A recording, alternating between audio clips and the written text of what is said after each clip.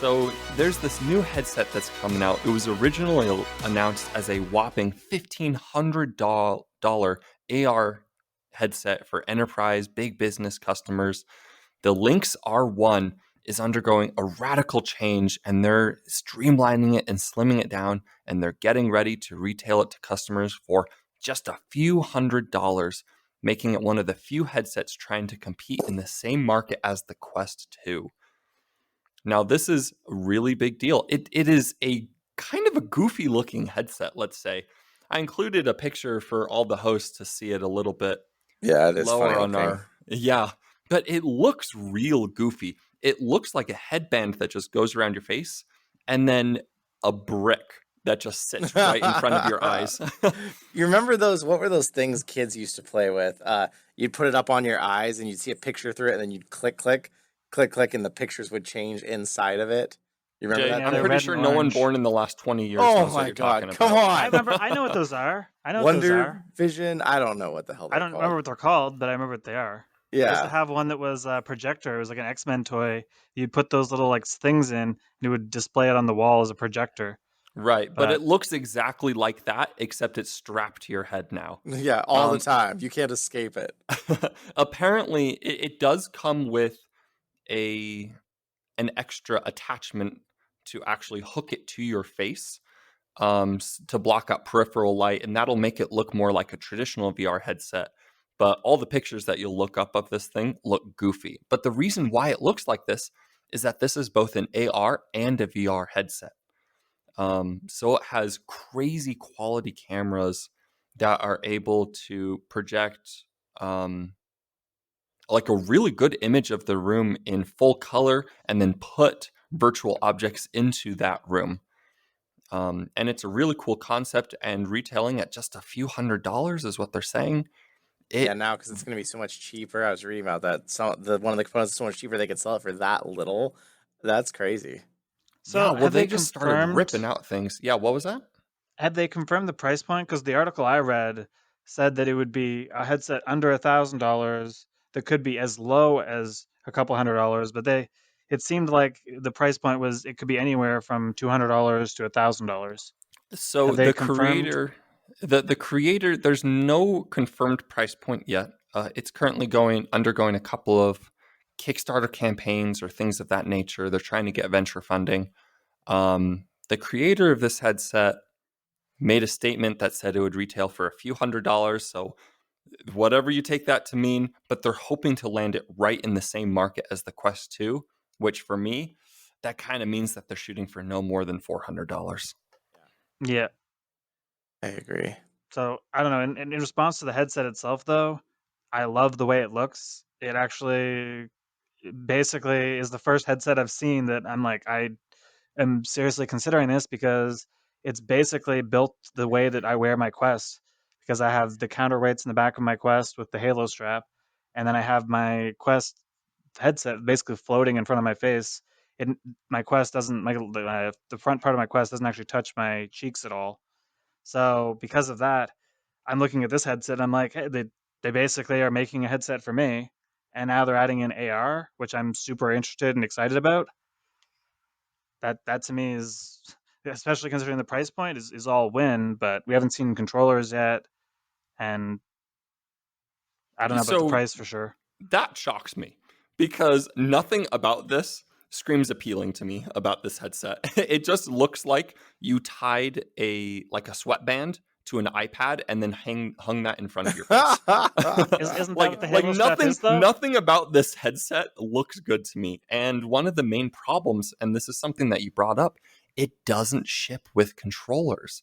You have to get extra controllers, and it says that they're supporting all these different third-party controllers, and it all works with Steam VR and everything like that. But we're talking a couple $100 VR headset that doesn't come with controllers. It's going to make it a little bit of a harder sell. Plus, those controllers, if you're coming from Oculus, it's probably not going to support Oculus controllers, which means you're going to be having to buy base stations for Vive controllers or Index controllers. So it's going to increase the cost. Almost certainly. But we don't have a ton of information on this headset yet. It's currently undergoing a Kickstarter campaign. for some various aspect of it. I didn't look into it too much. It's not like it's my job or anything, right? But if you're interested in this headset, go and check it out. It's the Lynx R1, and it might be your next headset. It could be. Or it might never come out, and you might have spent money on a Kickstarter that takes your money and doesn't come out. I wonder what the They need hope. percentage. They need hope. I wonder what the percentage is just- of don't get funded ones. I feel like it's probably a lot. Yeah, I don't know. I'm always worried because I see these amazing products on Kickstarter. And I'm like, you do realize, like, I have to tell myself that, okay, it might not actually come out. You might just get nothing, or it might come out and be something totally different. You just get nothing. Oh, it's so depressing. Well, Adam, you alluded earlier in the podcast, but we had some games to talk about. How do we want to do this? I think we all played one of the games this week. Who should talk first? Should be whoever's played the most. What should it be? well, I mean, we could argue, we could say who's played the furthest in the game, which I believe is, I don't know how far you've played. See, I played the first hour and a half twice. so that's how much I've played. It's kind of I'm definitely okay. the furthest in the game then. So It's he's the weird, furthest, and then I guess I'm in the middle. I don't know. Okay. Well, I don't know how we you could spend scale. all of our time debating about who should talk about the game, but I'm just going to go ahead and start talking about the game. So this week we all played a brand new VR title called Sniper Elite VR. This is a game that had been promised for a long time by the Sniper Elite team and was just released to Steam VR and PSVR this week. Is it also on the Oculus store? Yeah. Oculus It is and also Oculus on Quest. the Oculus store and Oculus Quest store. So it is a big cross-console title, and if you've ever played a Sniper Elite game, it feels very similar to a traditional Sniper Elite game. You are a lone sniper, sometimes working with some buddies on the ground, creeping and inching your way from sniping positions, taking out high-value targets, and more or less causing mayhem all the way across Italy as you shoot your way to victory. It is at the same time a really stealthy shooting and a run and gun shooter. But we all have some pretty different experiences with the game. So that's a brief overview. Is there anything else that you wanted to add to the overview of Sniper Elite VR? Anything that the user needs to know? No, I think if you like sniping or if you like World War II, you'll be into it. It should also be noted it is a cross-buy if you do buy it for the Oculus, and if you buy it for the PlayStation VR, it supports the aim controller. Yes, it does. So let's go in and talk about our experiences with the game. I know that we've all played varying amounts of Sniper Elite. So let's go over with Jay. Jay, I know that you were able to just start dipping your toes into the water, but you tried it on 2 different platforms. What was your experience like with that? Well, I started out on Oculus Rift, no gun stock. And of course, first thing in the game looks gorgeous. You're like, wow, this looks really nice. The guy talking about his family and stuff, it all feels very real. The voice acting is surprising. And then you end up on the ground and you have to quickly get your gun, get your bullets, and get to war. And of course, the first thing it was like, okay, I've played some Pavlov, I played some, I'm getting decent at holding my hands like exactly in place and trying to do this. But for sniping, it's a little harder than normal. So I was so glad they added that focus mode where you could kind of slow things down and get your shot right, because it was hard. And then, but though you get that shot and it has the kill cam, that was so cool. I'd never played a Sniper Elite game, so I had no idea that was coming when it happened. Yeah, And so for the viewers who've never played a Sniper Elite game, when you get a one-shot kill or you hit a vital organ, what will often happen is the game will slow down, it'll focus in, and you get this X-ray view of your target's body, and you can watch as the bullet enters and just rips apart organs and bones as it passes through. It's kind of like Mortal Kombat Fatality, where they show like they punch and then you see it inside their body what's happening. It's kind of like that. I've seen some movies do it too. The X-ray vision when someone gets punched or something. Yes.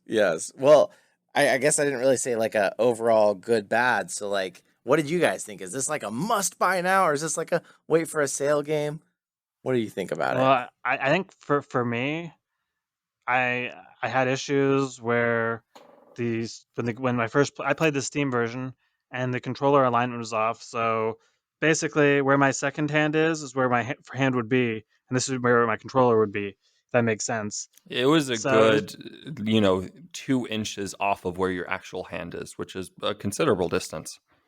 so I think I played like six or seven missions that way, and then I was like, okay, I gotta wait for this to be patched to like complete the game because I don't want to finish the game with the controls being off the entire time. And it was perfectly playable, but it was frustrating. The controls are fixed. I got to play it again today with the controls being fixed, and it's way easier to use the sniper rifle and things like that.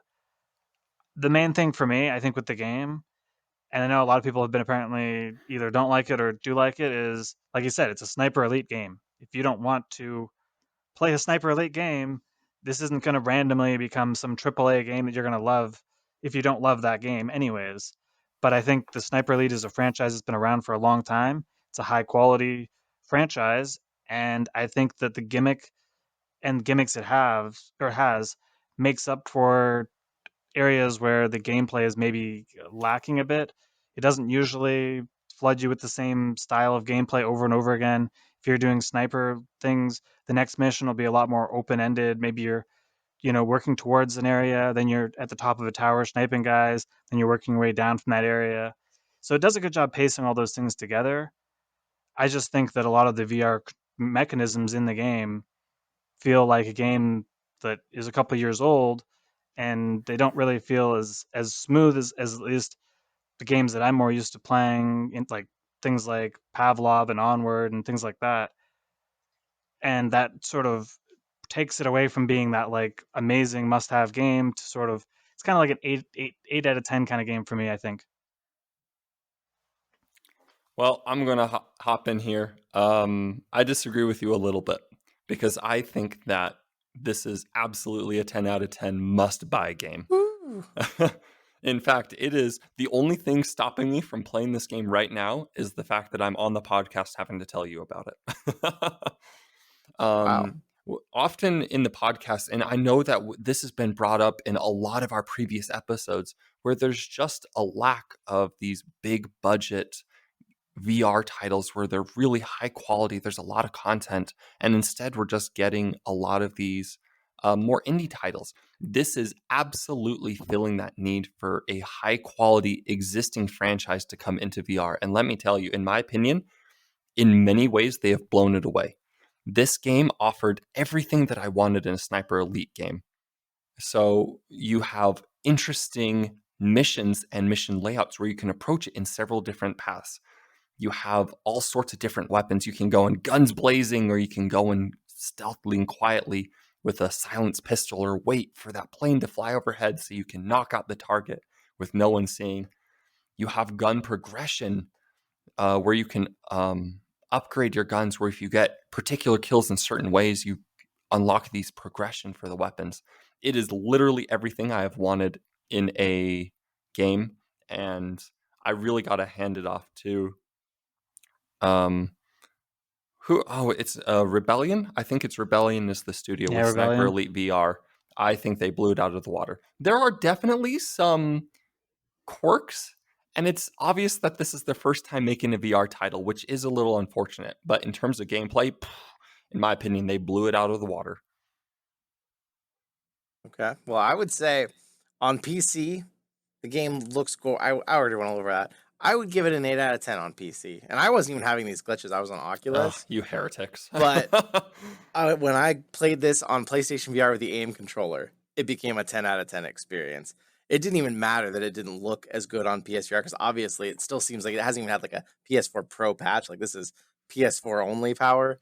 And it was, it had some blur, it had that, but with that aim controller in my hands, the kills that I could get, it was amazing. But the So, only problem, go ahead.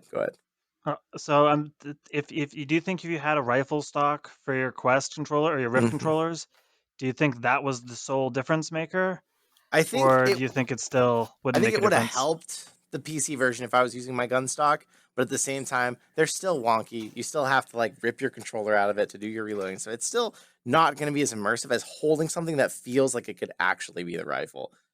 I also have one other counterpoint since we're on the topic. So one issue I'm finding is that since I'm using these snipers, all the sniper rifles that I've been using have been one shot, then you have to reload, which tires my arm out reloading after every shot. But Adam was saying he has a rifle that has, I think you said 8 shots, 10 shots, yeah. 10 10-shot shots. magazine. So I'm wondering if having a rifle like that, suddenly the huge advantage that the PS aim controller has, maybe at like the end game, if you're replaying levels, isn't as important, Yeah, it's at least in that possible. regard. I was only in the beginning, but like everything about it was just so much better with the aim controller. The only thing I fear, because the game's about a 5-hour game, I read. I read a 7-hour campaign. Okay. So Honestly, the levels could be either or, because if the one level he told me about, we played the level completely different. Yeah. yeah. So like our length and the level was probably totally different. Well, that's what I was gonna say about the aim control. It makes it fast. I got through a mission that took me 14 minutes on PC in like 6 minutes on PSVR because wow. you are moving fast, and also with the aim controller, you don't have to do a manual reload. You're not taking your hand off, clunkily reaching around for your ammo belt, pulling your thing back. It just did that part for you, which obviously that's not as realistic, but man, it made it so much more of an action-packed game because it wasn't like shoot, hide, fiddle with the rifle, shoot. It was like shoot, shoot, shoot, run. It was crazy. But you know, that's one of the things about this game, because all of those options do exist on the PC version as well for like automatic reloads and things like that. There's a ton of different difficulty settings with all these various options that the game, depending on how you want to play it, can be completely different. You can put on automatic reloads and no bullet drop, so it turns into this run and gun experience where you're just blazing your way through levels. Or you can turn it on the hardest difficulty where if you're seen, they're going to shoot you and you're going to die. So you're ending up stealthily crawling your way through levels, waiting for sound for that perfect shot in just the right way so you can angle the shot onto the guy. There's a lot of different ways to play this game. And I've tried a couple of the different options. It feels pretty good on all of them. I'm not gonna lie, you're starting to win me over on your 10 out of 10. I don't know if I would say that high, but I definitely think you make some good points to the value of it, and I think that both me and Jay didn't play it as stealthily as you did, and didn't take advantage of all the mechanics. Because you said like you were hiding under, like you went for an airplane to go, so that it would create a distraction, and then you took the enemy out.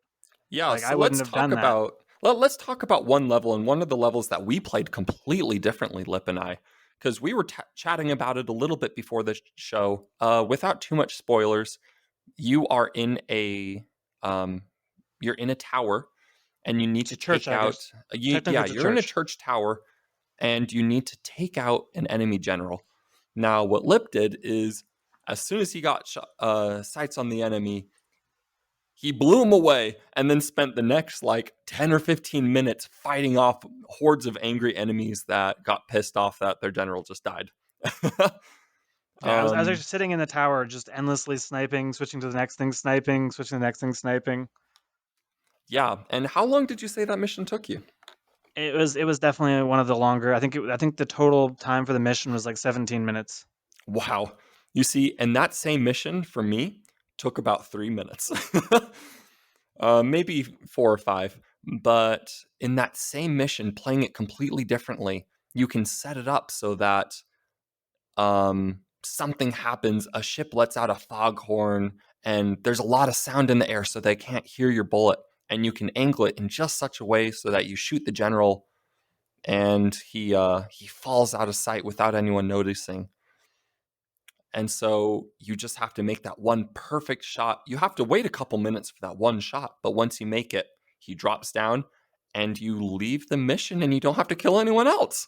So we played it completely differently, and the game supports both of those styles of play. I love this game. I don't know if you could tell, but I'm really having a lot of fun. Yeah, how many you've played Sniper Elite games before? I take it. I have indeed. Yeah. Okay, so this is something that I feel like I almost feel a little ripped off right now. As someone who hasn't, I feel like they should have maybe made this more clear that that there is these two ways to play, because I felt like that wasn't an option. Because it was weird. Because in one level, it was like you've been spotted or you've alerted or something, and I was like, that seems like a Hitman thing to be saying. Like it seems like I can play this, but I was like, I didn't think stealth was an option. I thought you just snipe. and run through it. That is actually a really good point. The only reason that I know all of these little intricate features is because I've played Sniper Elite 4, which is where all the assets and the locations are all from. Sniper Elite 4 has a really good tutorial, and it teaches you about all these things like, hey, you got to wait for planes to fly overhead, and you can muffle your sound, or you can like kick a generator to cause a distraction. It teaches you none of these things in Sniper VR, Sniper Elite Technically VR. speaking, when it gives you that sniper pistol, it does tell you what it's for and that you can like silently take people out. I just chose not to use it. Well, that was like the last. That was like the last mission of the missions I played when you got that like Yeah, right that's at the what I was end. thinking. So it was like It was oh farther into the game. yeah. On the other thing too is that, you know, like I sort of dabbled with it, but it doesn't make it clear. Is you can go and like change your loadout, but you only get it only forces you to go to that room one time. But if you go back to that room after you've played a bunch of missions, you see like your walls lined with all the weapons you've picked up. And I didn't really like clue into this, but he's saying that you can upgrade the weapons or you can get some like I know I saw some stats thing, but I thought they were just for, you know, personal stats. But I guess there's some sort of tier to like level up the weapons in some way too, which There to me is a says like, progression. whoa. I didn't know that at all. Yeah, if you hold the weapon sideways, a stat card shows up that shows your progression with kills. So normally, like for the first tier of progression, you just have to get 100 kills. For the next tier, you have to get kills in a particular way, like, for example, kidney shots, right? Or shooting grenades off people's belts, which you can totally do. There's lots of interesting challenges and progression to master the gun. Well, and on top of that, how many guns would you say is in the game? I mean, that just the sniper rifle wall alone, there looked like there must have been spots for at least 20 guns. Maybe I'm exaggerating, but No, I would say of the guns that I've seen so far, there's at least 20 guns, and there's probably in total about 30 guns between the between your rifles, your SMGs, your pistols, and other special weapons that you can find in the game. There's a lot of variety. Plus, it's only like a $30 game, so it's not even full $30, right? Yep. Yeah, So it's to not me, even, this is a full $60 game. I would gladly pay $60. That's why when I'm like starting to get on his side, I'm like, you know what, like. It's pretty an 8 bold. out of 10 if I consider it based on 60, but you know, based on 30, I'm like, yeah, there is a lot to this. $40, I would say. 'Cause, I mean, Walking Dead Saints and Sinners was $40, and I can't say that this quite stands up to that. Well, that game should have been $60. That was It should have been. It should have been up there with Half-Life Alyx, at least 50. It definitely was worth it. But yeah, I don't think 60. I would be feeling some buyer's remorse maybe at 60. 40, I would have been fine. Yeah, that's fair. But I would say for someone who is coming from Sniper Elite and really enjoyed that game, this game is everything I could have wanted in a VR game. Well, and someone who loves sniping and World War II, you're like the perfect audience for this game. I am the perfect trifecta for someone that would love this game, and you know, I guess it worked.